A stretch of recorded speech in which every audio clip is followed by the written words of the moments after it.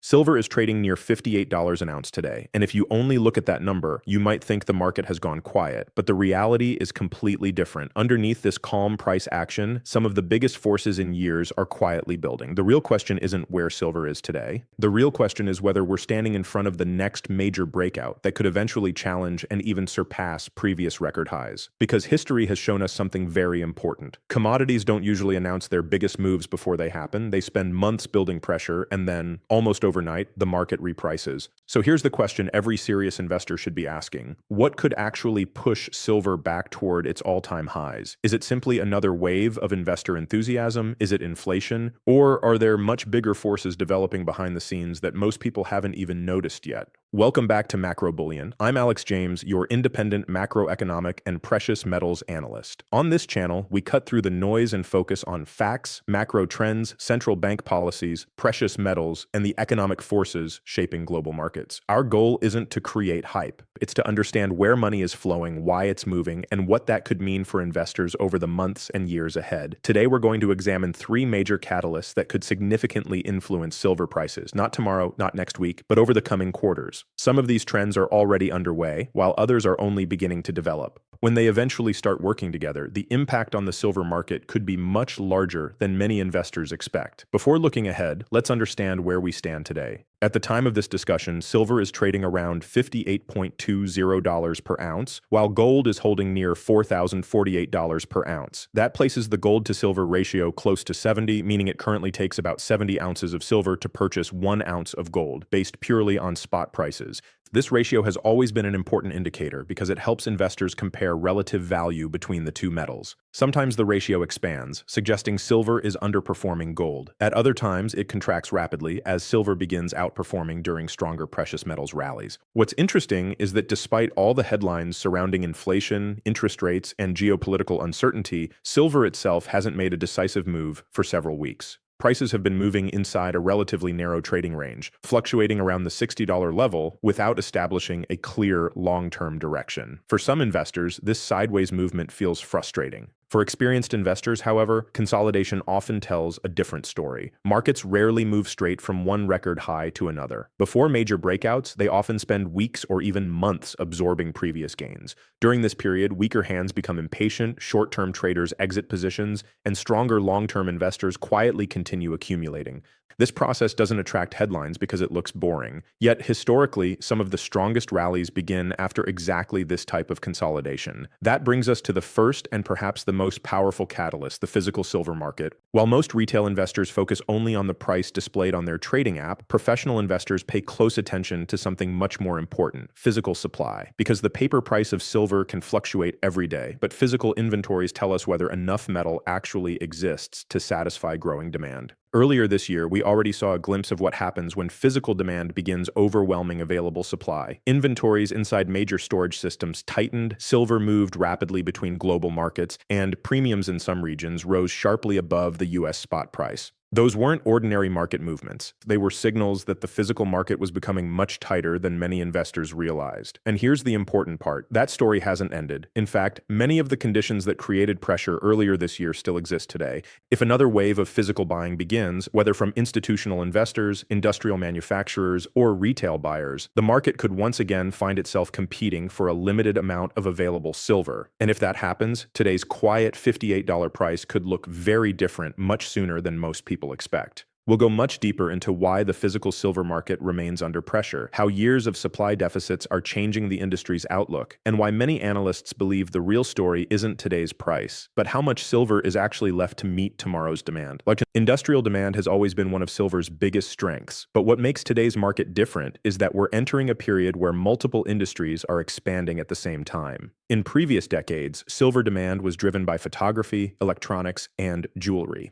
Today, the world is becoming increasingly dependent on advanced technology, renewable energy, artificial intelligence, and electric transportation. Every one of those industries has one thing in common. They all need silver. This is why many long-term investors are paying less attention to today's price fluctuations and more attention to where global demand will be 3, 5, or even 10 years from now. Because if demand continues accelerating while supply remains constrained, the market eventually has only one mechanism to restore balance, and that mechanism is price. One of the most interesting developments discussed in the source is the progress being made in solid-state battery technology. Companies such as Samsung SDI are working on next-generation batteries that promise significant improvements over today's lithium-ion technology. According to the source, these batteries could potentially offer nearly double the driving range, much faster charging times, longer operating life, and improved safety because they use solid-state technology instead of conventional liquid electrolytes. The source also notes that Samsung SDI has partnered with BMW and is targeting commercial production around 2027. These are company plans and industry expectations rather than guaranteed outcomes. Now here's where silver becomes extremely important.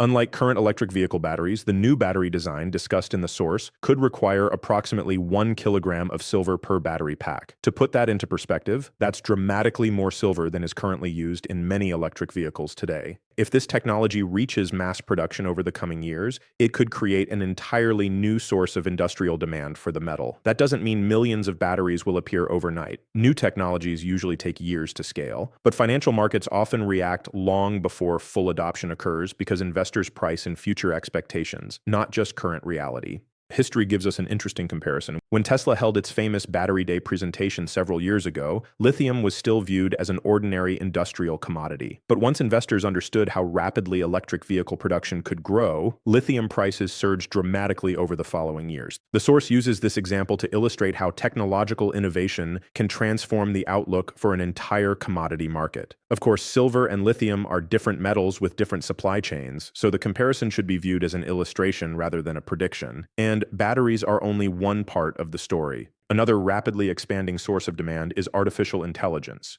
Most people think about AI in terms of software like ChatGPT or image generators. What they don't see are the enormous physical data centers operating behind every AI system. These facilities require massive amounts of electrical equipment, high-speed networking hardware, power distribution systems, cooling infrastructure, and advanced semiconductor technology. Silver plays an important role because it is the most electrically conductive metal on Earth, making it valuable in high-performance electronic applications. According to the source, silver is used throughout AI infrastructure, including switchgear, uninterrupted power supply systems, high-speed server connections, advanced processors, and numerous electronic components. As more AI data centers are built around the world, industrial demand for silver could continue expanding alongside the digital economy. When you combine electric vehicles, AI infrastructure, renewable energy systems, advanced electronics, and traditional industrial uses, a clear pattern begins to emerge. This isn't one industry creating additional demand, it's multiple industries growing simultaneously. And unlike investment demand, manufacturers don't buy silver because they're optimistic about price charts. They buy it because production stops without it. That distinction is incredibly important. Investment demand can rise and fall depending on market sentiment. Industrial demand is driven by necessity. If factories need silver to manufacture products, they must continue sourcing metal, regardless of short-term market volatility. Now imagine combining that steady industrial demand with persistent supply deficits and renewed investment buying. That's when markets can move much faster than most investors expect. But there is one final piece of this puzzle that could accelerate everything we've discussed.